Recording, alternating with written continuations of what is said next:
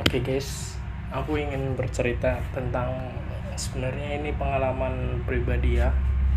Di waktu kemarin, lebih tepatnya itu ketika Jumat Suro pendakian Gunung Lawu. Sebenarnya ini agak gimana gitu ya. Dan sebenarnya saya juga gak enak karena kebetulan ketika di hari Minggu itu ada yang meninggal di sana kena hipotermia. Sebenarnya saya malas untuk menceritakannya guys. Kemana ya? Oke guys, jadi ini benar-benar Gunung Lawu ini spesial gitu guys. Entah karena pindahannya dan unsur lain. Kalau saya sih paling suka pindahannya ya guys. Oke guys, jadi waktu itu malam pertama itu ketika saya hubungin temen, saya nanyain, bang, yuk kita naik ke Lawu. Dan kebetulan dia tuh berada di Solo, dia dari Bekasi, kemudian dia turun ke Solo untuk menjenguk keluarganya kan. Waktu itu Agustus, bulan ini ya guys, Agustus. Dia nyampe nya itu sekitar tanggal 5 atau 6 Agustus gitu, sudah nyampe di Solo. Lebih tepatnya dia di kaki gunung Lawu, rumahnya dekat sana guys. Jadi waktu itu ternyata dia sudah sampai sana. Terus saya ajak, bang, 17 Agustusan yuk bang di Gunung Lawu, saya bilang begitu kan. Terus dia bilang, oh nggak bisa, 17 dia sudah punya acara kan, acara kayak ya Agustusan dengan keluarga mungkin gitu, atau kesibukan lain. Jadi saya nggak menanyakan tentang hal itu sampai dalam. Setelah itu tanggal 19 kita jadikan naik Gunung Lawu.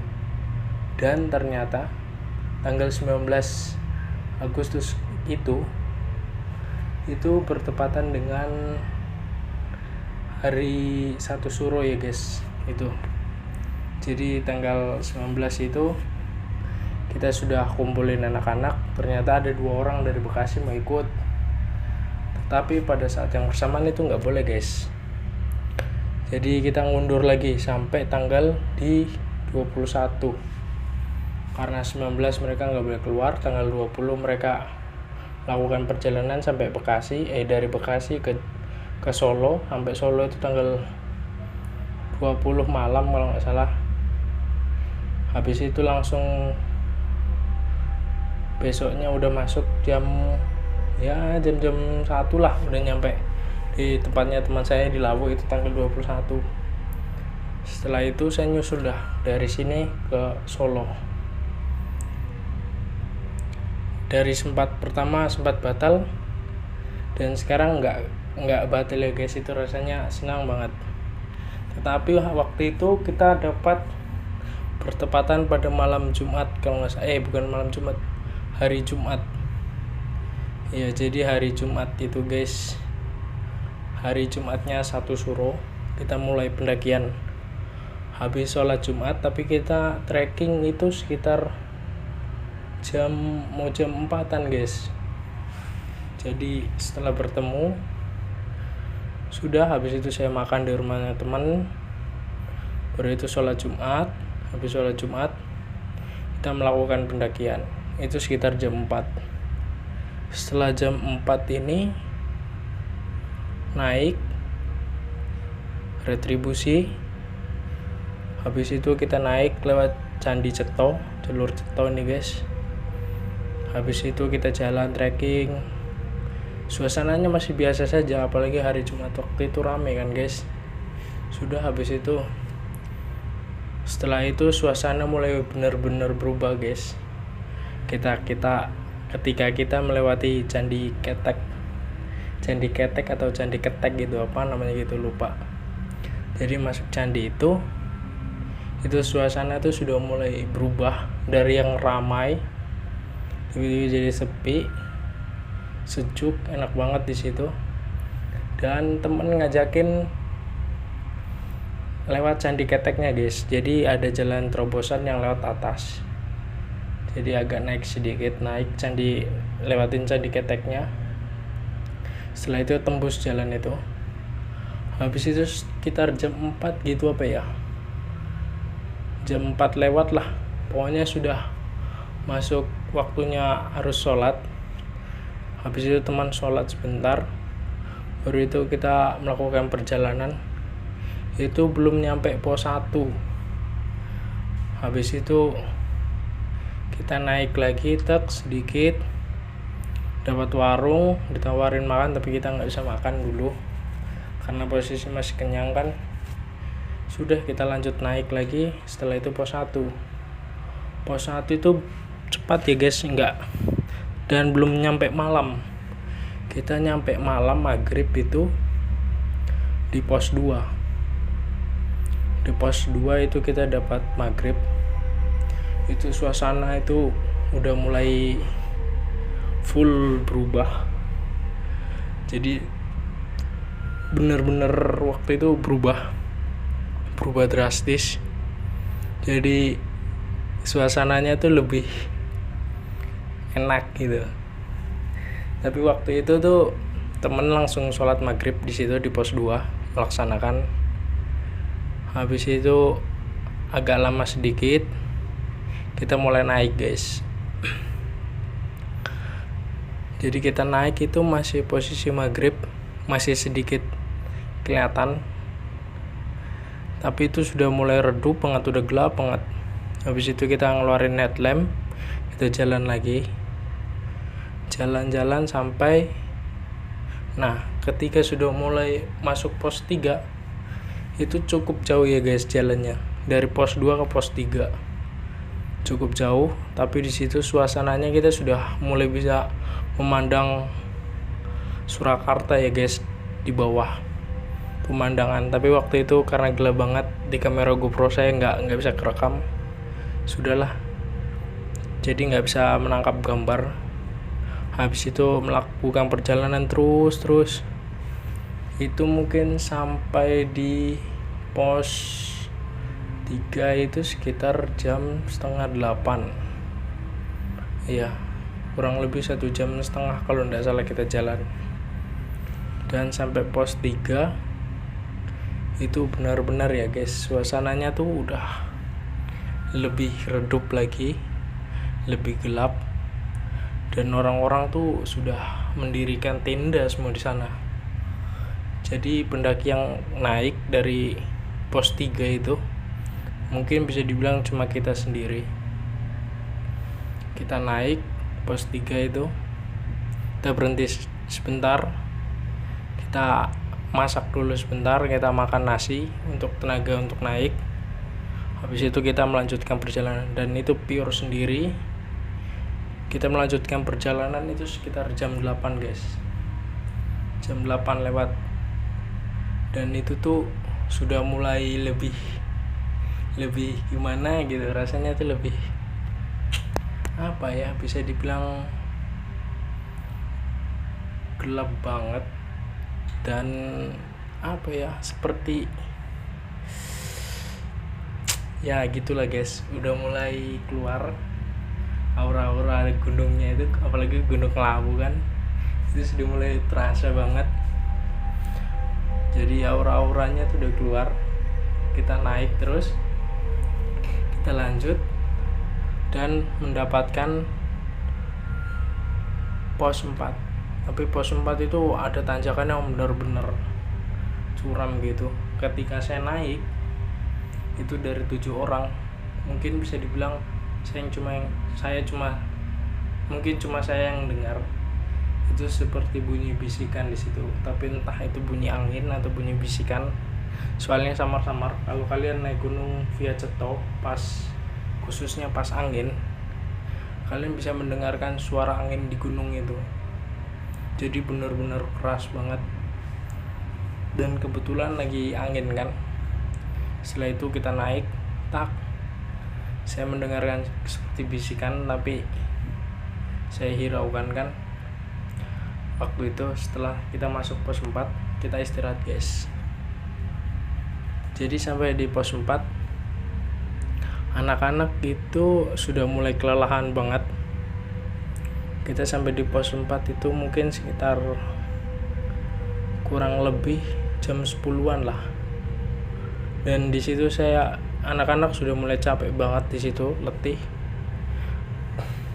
Tapi kita naik mematok waktu kan guys. Jadi kita memang sudah dari bawah harus nyampe di Sabana 1 atau Bulak Peperangan, kalau bisa sampai di Kubak Menjangan. Kita akan camp sana.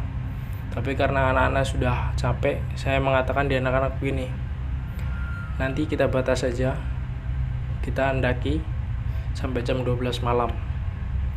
Kalau sampai jam 12 malam anak-anak sudah pada capek, mau itu di area mana, kita harus tetap buka tenda di situ untuk istirahat, untuk stamina lagi, biar pulih, biar kita bisa jalan lagi kan. Dan di situ anak-anak sudah terlihat benar-benar capek banget sudah. Kemudian untung ada pos di situ, pos 4-nya kan ada seperti gubuk begitu kan, itu anak-anak istirahat di dalam semua. Kemudian karena udara semakin dingin, waktu itu saya batas, kita istirahat sekitar 18 menit atau 20 menit. Jadi waktu itu saya sempat timer untuk anak-anak istirahat. Kalau istirahat kita kan nggak perlu sampai berjam-jam gitu guys. Sebenarnya 10 menit kalau bisa tidur nyenyak, itu stamina akan kembali guys. Jadi waktu itu saya timer sekitar 20 menit. Kebetulan suhu udara di dalam pos itu tuh nggak dingin, nggak sedingin di luar ya guys. Sudah anak-anak tidur. Setelah itu kita nyemil 10 menit, 20 menit berlalu, habis itu kita naik lagi. Dan di sini nih guys, naik pos 4, setelah pos 4 melewati pos 4 itu naik di situ anak-anak mulai lelah lagi, mulai capek lagi. Kita istirahat itu di dekat batang pohon, pokoknya tempatnya rimbun. Kita di batang pohon situ. Kemudian itu karena saya headlampku waktu itu sudah mulai lowbat banget, senter kepala saya sudah mulai lowbat banget, jadi cahayanya tuh terang gelap. Ketika saya melihat pohon yang lebat itu pakai headlamp yang terang gelap itu, secara nggak sengaja saya melihat sesuatu situ hitam seperti memantau kita. Tapi ketika headlamp saya tiba-tiba menjadi terang lagi, itu sudah hilang. Kemudian ada angin sedikit besar di situ, dan angin itu yang menghantam kita ya guys ya. Jadi angin itu seperti mengusir gitu guys. Tapi saya biarin itu angin itu. Habis itu agak lama sedikit, kita memutuskan untuk jalan kembali pelan-pelan. Kita naik. Akhirnya waktu itu sampai di bukan pos ya, sebenarnya bisa dibilang sudah landai. Mungkin kalau waktu itu terang di situ, seharusnya posisi di situ ada pohon yang besar-besar banget dan bagus. Mungkin lebih tepatnya ada bunga edelweiss di situ seharusnya kalau terang ya, kalau kelihatan. Sudah, habis itu kita istirahat lagi di situ. Kemudian angin besar itu kena kita lagi. Itu seperti menyuruh kita untuk berjalan lagi gitu guys.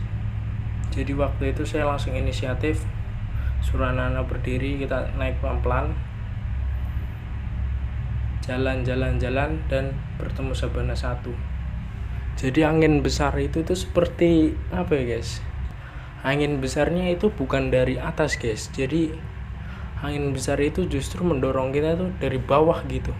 Jadi ketika kita naik begini kan, itu seharusnya angin dari atas yang ke bawah begini, bukan dari bawah ke atas begini. Jadi terlihat dengan jelas gitu loh guys, bahwa suruh cepat jalan gitu, atau jangan terlalu lama di situ. Kemudian sabana 1 di situ tiba-tiba hening banget di situ, dan saya sudah mulai melihat tenda berdiri di atas sabana itu, sabana pos 1. Sabana pertama kita sudah mulai melihat tenda di situ. Setelah itu kita sudah ada yang mulai capek, udah yang ingin mendirikan tenda di situ, tapi kita memilih masih bisa kita jalan. Setelah itu kita dapat pos 5. Habis itu kita dapat pula peperangan, dan di situ kita mendirikan tenda di bulak peperangan itu. Mendirikan tenda semua sudah. Habis itu anak-anak masak, saya juga mendirikan tenda, selesai dan tidur. Oke guys, saya ingin bercerita itu yang keanehan itu. Sebenarnya yang bisikan itu, waktu itu saya dalam keadaan capek ya. Yang saya dibisiki di sekitar pos 4 itu ke atas sedikit. Di situ yang paling jelas sebenarnya. Sama yang sebelum pos 4 juga itu sebenarnya jelas. Dia seperti bilang apa ya, pokoknya saya nggak bisa menjudge itu kata yang benar, tapi yang saya dengar itu menyuruh cepat gitu. Dia seperti mengatakan cepat gitu. Jadi bisa dibilang ya, soalnya waktu malam itu juga yang lain mendirikan tenda di pos 3 dan kita sendiri, kerombongan kita sendiri 7 orang ya guys. Itu angka ganjil. Jadi kita malam itu, malam Sabtu, hari Jumat angka ganjil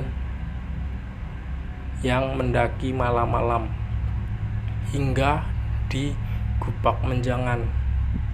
Oke guys, pokoknya di situ saya mendapatkan bisikan suruh cepat itu paling jelas. Dan kemudian angin itu tuh entah ya guys, itu kebetulan atau memang gimana gitu